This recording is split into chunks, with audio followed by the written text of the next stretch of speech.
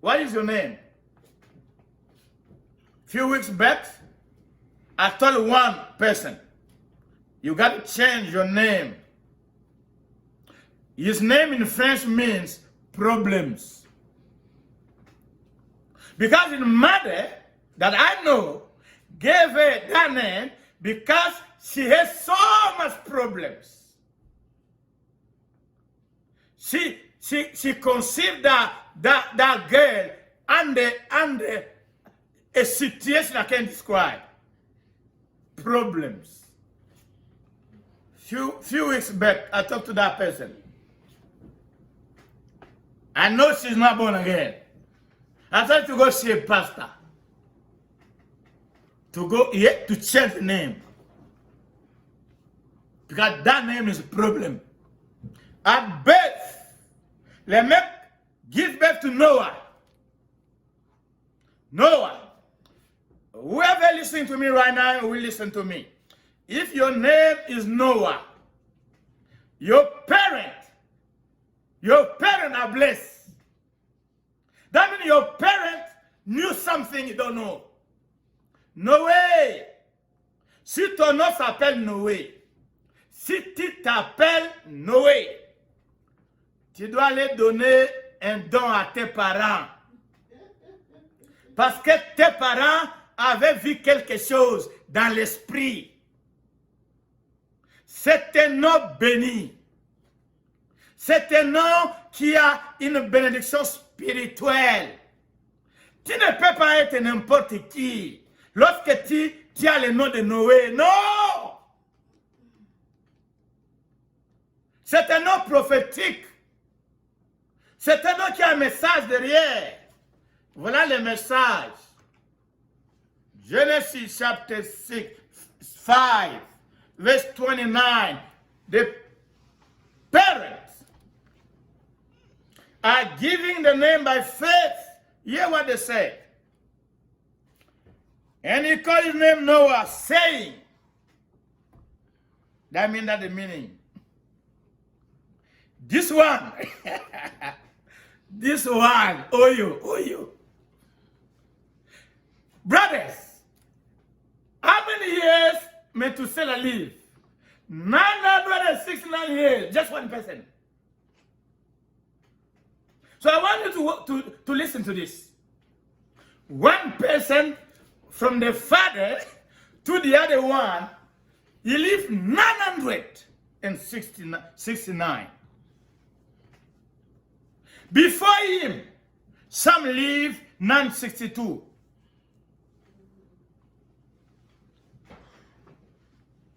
Enoch lived 365. Look how long it took before Noah was born. When Noah was born, the Father spoke concerning Genesis 3:15. I want you to follow. The Father spoke in relationship to Genesis 3:15. Genèse 5, 29. La réponse à Genèse 3, 17. Il dit, celui-ci, oyo, oyambala oyo, oyabotami sikoyo, turoyo. This one will comfort us. Oh, which kind of comfort is this? He said, this child, brothers and sisters, Noah means a comforter. The comforter we know in the New Testament, he is the Holy Spirit. But we got another comforter in the Old Testament. His name is Noah. What will he do? Is the Father saying, brothers and sisters, the Bible does not say God told him to prophesy. You don't have to wait for the prophet to speak on your life. You have to take the word of God by the Spirit of God, and you can speak in your life and in your situation. N'attends pas seulement que les pasteurs et les prophètes viennent parler dans ta vie. Mon frère et ma sœur, quand tu as une situation, prends la parole de Dieu, mets dans ton cœur et la foi, ouvre ta bouche et parle. Parle la parole de Dieu, elle deviendra chère. Dieu a créé le monde par la foi. Il a appelé les choses dans l'existence en parlant. L'homme de Dieu, l'homme de foi, l'homme qui représente Dieu, la femme qui représente Dieu, la femme qui marche avec Dieu, une personne sur la terre qui représente Dieu, qui marche avec Dieu, doit apprendre à marcher par la foi et à parler la parole de Dieu par la foi, sans attendre que quelqu'un d'autre vienne. Il y a beaucoup de gens qui attendent. Ils sont en train de chercher d'une église à une autre, d'un prophète à un autre, pour que le prophète leur parle, pour qu'on parle dans leur vie. You are wasting your time. Cet homme n'a pas attendu que Dieu lui dise prophétise. Lui-même, par l'inspiration du Saint-Esprit, il était dans la lignée des hommes et des femmes qui priaient. Il était dans la lignée des hommes et des femmes qui connaissaient Dieu. Mon frère et ma sœur, apprends à prier. Fais de ta maison, fais de ta famille, fais de tes enfants, apprends-les. L'héritage, les meilleurs que tu peux donner à tes enfants, à ta généalogie, même quand tu es parti, c'est les connecter avec le ciel, le véritable Dieu, le Père éternel, qu'ils connaissent ce Dieu-là. Qu'ils connaissent ce Dieu-là. Il y a des hommes dans cette généalogie qui étaient connectés avec Dieu. Et vous voyez, parce qu'ils étaient en relation avec Dieu, parce qu'ils priaient, parce qu'ils marchaient avec Dieu, l'Esprit de Dieu était là. La présence de Dieu, God was there, He was there. There are families, I'm calling you, parents, I'm calling you to create an environment in your life, in your family, of prayer, of working with God, of knowing God. Because this man, he didn't wait for the prophet to speak.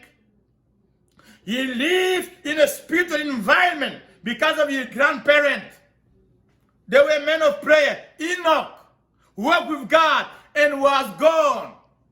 The Spirit of God was in this family. The Spirit of God was in this lineage. Because they serve God, because they work with God, because they believe in God, the Spirit was there. And the generation that came, they moved in the Spirit. This man, Lamech, he made this statement by faith in the Spirit. He declared, you will become a comforter. This one will comfort us. From what? From our work. Oui, alors, je n'ai pas encore lu la Bible à Lingala. J'aimerais lire cette phrase à Lingala. À Lingala, on dit quoi? En français, on dit quoi? Celui-là, celui-ci. Hein? Quelqu'un a la Bible en français? Vous avez le français là-bas? Vous pouvez m'aider? En français, la ligne dit quoi? Celui-ci va nous conforter de nos travaux. Celui-ci nous consolera de nos fatigues. On parle de consoler de nos fatigues. Hein? De nos fatigues du travail pénible de nos mains. Alléluia. Amen. Le mec dit, on a trop travaillé. On a souffert avec le travail. Pourquoi? Parce que la terre était... Voilà la dernière phrase. This one will comfort us from concerning our work and the toil of the land because of the ground which the Lord has cursed. Direct reference to Genesis chapter 3 verse 15. This child is born. He will, in another word, he will deliver us. He will comfort us. Comfort means we will not be working the same way that we used to work. There will be a time of peace. There will be a time where we can rest. There will be a time we will not be working the same way we've been working after this one is born. Which kind of child is this? Which kind of child is this? He is born because he's born. He's delivering people from harsh work. Harsh work.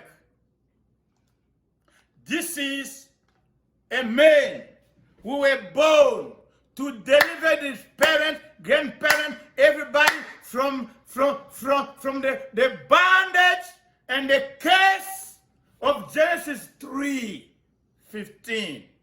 This man. This is a symbol of Jesus. He is not Jesus, but he represents Jesus.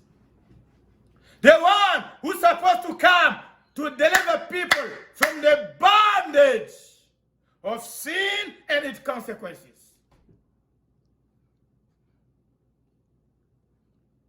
This is one of the most powerful verses. The birth of Noah. If you have Noah in your family, go tell them. You're supposed to be the one who brings deliverance to this family. And after he made the statement, he died. The father died. I want you to follow this. He spoke, but he never experienced the fruit of his confession. He prophesied. He never seen it. Like Abraham. The Bible says he saluted. Abraham est parti, il a salué Jésus. Il avait crié, mais il a salué Jésus. Le mec a prophétisé, mais il n'a pas vu. Il a parlé, mais il n'a pas vu. Il est mort. Alléluia. Il a déclaré, cet enfant va renverser la malédiction que Dieu avait placée dans la terre. Je voulais te rappeler la vie sur la terre, la marche avec Dieu, dépend de la manière où tu comprends la parole de Dieu et de ta foi. Parce que moi, quand je vois ce passage-là, je ne vis plus conformément à Genèse chapitre 3, verset 15. Il y a beaucoup de gens qui sont restés là-bas. On doit manger par la sueur de ton front. On va manger par la sueur de front. Mais il y a des gens que je sais qui n'ont pas de sueur dans le front, qui sont des millionnaires. Alléluia. Il y a beaucoup de millionnaires qui n'ont pas de sueur dans leur front. Juste un bout de papier. Oh my God. Oh my God. Quelle est la révélation sur laquelle tu t'es assis pour prier à Dieu? Il a dit cet enfant-là, quand il est né, il va venir consoler et délivrer. C'est-à-dire, il va nous faire sortir. Il doit nous faire sortir des travaux forcés, des malédictions de la terre, de Genèse 3:15. L'enfant était né. Et avec cet enfant-là, comment il a mené cette délivrance? Il a marché avec Dieu. Il a été juste. Il a suivi les pas de sa généalogie. Il a suivi les pas de les mecs qui étaient dans la généalogie de Seth. Il a suivi les pas d'Enoch. Il a suivi les pas de ses ancêtres de foi, de marcher avec Dieu. Dieu l'a vu, Dieu l'a sauvé. Alléluia. Amen. Qu'est-ce que ceci a à voir avec les miracles de la prospérité, les miracles de la provision matérielle? L'histoire continue. Il est né, l'enfant est né, il a une parole sur lui. Il est sauvé. Tous sont morts. Dieu a tué toute l'humanité. Lui seul. Il est resté vivant. Comme évangéliste. Alors voilà comment la prophétie dans sa vie s'est accomplie. Genèse 8. Nous lisons ce passage. Et il mérite que vous soyez éclairés. Versets 20 à 22. Dieu l'a sauvé. Il est sorti. We see how the prophecy of Lamech on Noah became flesh. How Noah became the counselor who's supposed to deliver people from the harsh, hard work of the curse of the ground of Genesis 15. This is where it is. Genesis 8, 20 to 22. Then Noah built an altar. He built a church. The first thing he did when he got out was not to party. A lot of people, after God saved them on something, the first reaction, party. Party, celebration. He went to celebrate with God. Saving God. Thanking God. Honoring God. Giving glory to God. Build an altar. God didn't ask him. He did. His heart was attached to God. He gave God clean offering from clean animal. We call it worship. It's called burnt offering. God never asked him. Because he was in that line of Abel.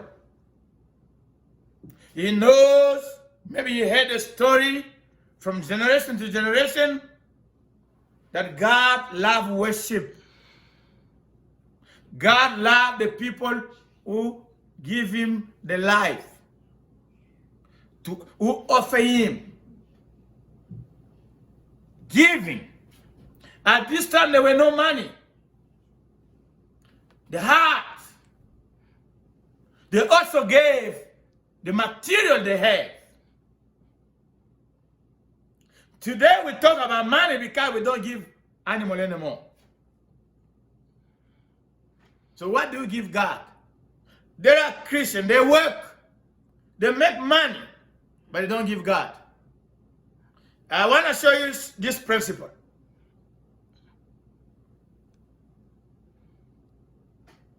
After God smelt this action of giving, so he said, this man, he was not going around all over the world telling people, oh, I'll be this, I'll be this, I'll be this. I'm called to do this. You know what my calling? You know, I'm a man of God. Oh, God called me to become this. God called me. No, he didn't do that. He did build an altar to God and gave God.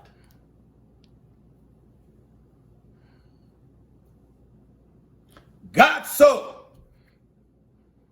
God smelled. Beautiful. And God declared. Hallelujah. Are you listening? Yeah. Are you following? Yeah. In your Bible? Yeah. Verse 21. And the Lord smelled a soothing aroma. Then the Lord said in his heart. God, imagine, it's incredible. When we always pray, God reveal me your heart, reveal me what was in your heart. The Bible said God was talking to his heart. Who heard it? How come today we got the revelation? How did Moses get this? God was talking to himself. The same God who said, if ground, you are cursed. Hear what he says. I will never again curse the ground for men's sake. Never, never, never. This is why the Father said, this man will deliver us from the bondage of Genesis 3:15 by offering, by living, by working with God, by believing in God, by serving God, by doing the will of God, by giving God his best, whatever he had. Today, when we talk about giving, look, who got the best? Our parents in Africa. When they ask us to give, we give them the best. Our children, we give them the best. Cell phone, we give them the best. TV, we give them the best. Clothing, we give them the best. Shoes, we give them the best. When it comes to giving to God, remember, there's no money. The bill has been paid, no money left. That's how we treat God. Donc, beaucoup de gens, avant de donner, ils donnent à tout le monde. Quand les parents en Afrique appellent, l'argent ne manque jamais. Quand son oncle, son frère, son papa appellent, l'argent ne manque jamais. Pour aller à la baie, pour aller au store, il y a toujours l'argent. Pour aller payer les habits, il y a toujours l'argent. Pour payer les iPhones, les téléphones, les bills, il y a toujours l'argent. Pour payer la carte de crédit, il y a toujours l'argent. Pour payer la nourriture, il y a toujours l'argent. Pour remplir le frigo, il y a toujours l'argent. Pour payer les habits pour la fête, ce jour, il n'y a pas de fête. Mais il y a des gens qui ont déjà stocké, ils attendent. Il y a toujours l'argent. Pour payer les nouvelles chaussures à la mode, il y a toujours l'argent. Le seul argent qu'on n'a pas, le seul argent qu'on n'a pas, je n'en parle pas, je n'expose pas, mais c'est la vérité. Parce que je conduis un groupe de gens et je connais comment ils donnent. Le seul argent où il n'y en a pas, où on va reporter pour le mois prochain. Le mois prochain, quand ça revient, on reporte l'autre mois, on reporte l'autre semaine. Le seul argent où il n'y en a pas, c'est pour construire l'œuvre de Dieu. Pour l'œuvre de Dieu, ça n'a jamais été assez. Pour les chaussures, il y en a. Pour la télévision, là, il y en a. Pour les iPhones, il y en a. Pour Facebook, il y en a. Pour tout le monde, il y en a. Sauf Dieu. Je voulais vous rappeler. Dieu voit. Quand Noé est sorti de la barque, il n'avait pas de maison. Il n'avait pas des affaires. Il avait beaucoup de problèmes à résoudre. Mais il a décidé, au lieu d'élever ses brebis, que ça devienne nombreux, le business grandit, non, il a pris les meilleurs. Il est allé donner. Dieu a bougé. Dieu a renversé la malédiction. On dit que le Dieu ne change pas, mais Dieu peut changer un avis qu'il a établi pour toi. C'est pourquoi la vie de la foi, c'est la vie de la révélation. À partir de ce jour, Dieu a établi que je ne maudirai plus jamais la terre. Alors, toi, si tu échoues dans la vie, c'est par ignorance. Parce que la malédiction de Genèse chapitre 3, 17 a déjà été renversée dans Genèse 8, verset 20 à 22. Moi, je ne peux pas considérer la terre comme maudite. Je ne peux pas considérer, à partir de la révélation de la parole de Dieu, que pour gagner l'argent, pour prospérer, La sueur doit toujours sortir. La sueur doit toujours sortir. La révélation a évolué. Alléluia. Et Dieu a établi un autre principe. Verset 22. Il a dit à partir d'aujourd'hui. Ça, c'était des milliers d'années. Il a conclu l'alliance avec Noé. Il a dit à partir de maintenant, j'établis un principe. Voilà les principes. En ce qui concerne la prospérité et la bénédiction matérielle sur la terre, j'établis un nouveau principe.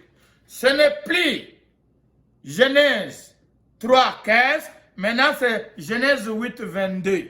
À partir d'aujourd'hui, in English, seed time and harvest time.